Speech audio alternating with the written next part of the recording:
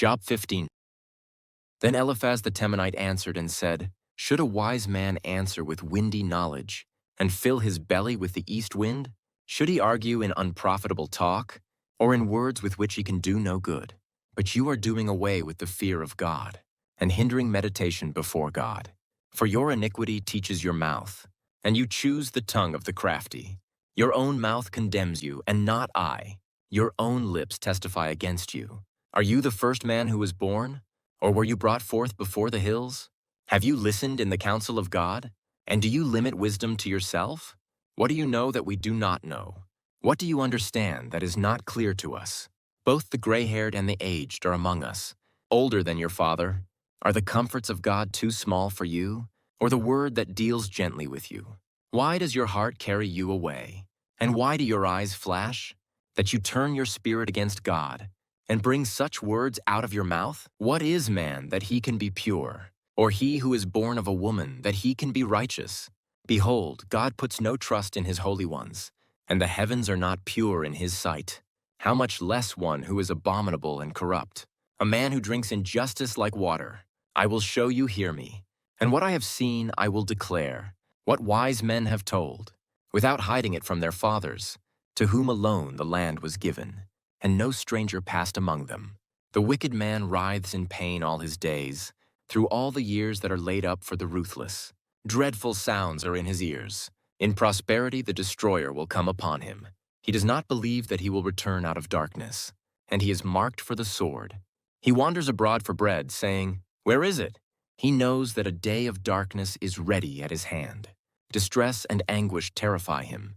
They prevail against him, like a king ready for battle, because he has stretched out his hand against God, and defies the Almighty, running stubbornly against him, with a thickly bossed shield, because he has covered his face with his fat, and gathered fat upon his waist, and has lived in desolate cities, in houses that none should inhabit, which were ready to become heaps of ruins.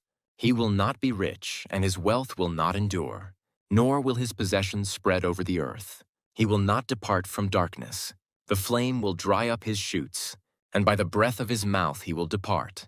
Let him not trust in emptiness, deceiving himself, for emptiness will be his payment. It will be paid in full before his time, and his branch will not be green.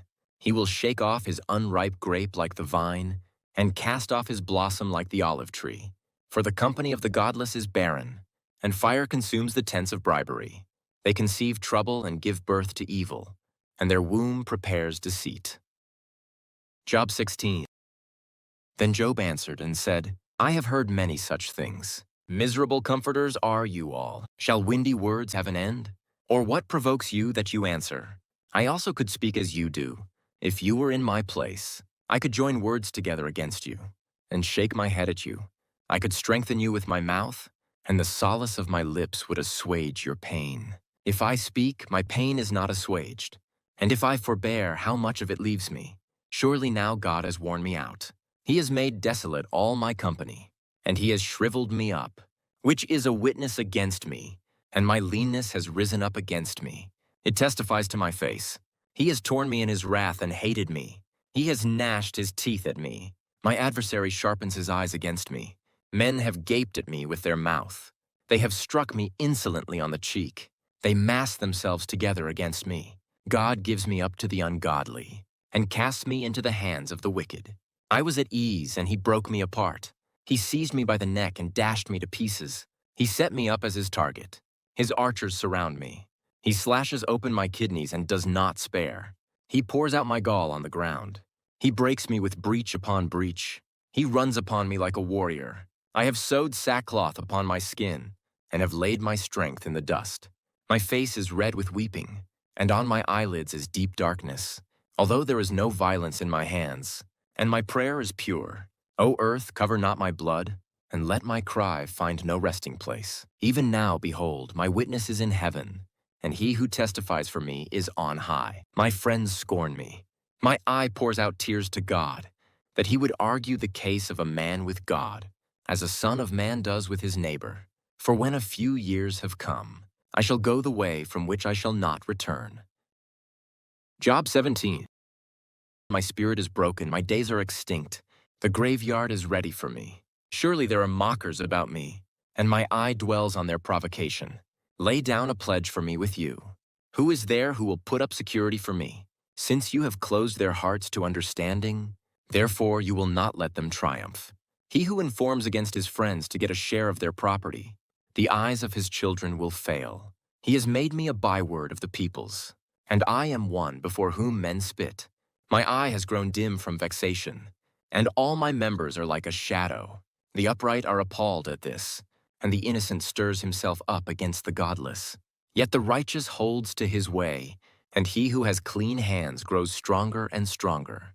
But you, come on again, all of you, and I shall not find a wise man among you.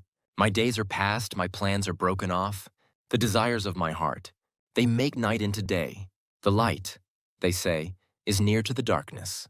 If I hope for Sheol as my house, if I make my bed in darkness, if I say to the pit, you are my father, and to the worm, my mother, or my sister, where then is my hope? Who will see my hope? Will it go down to the bars of Sheol? Shall we descend together into the dust?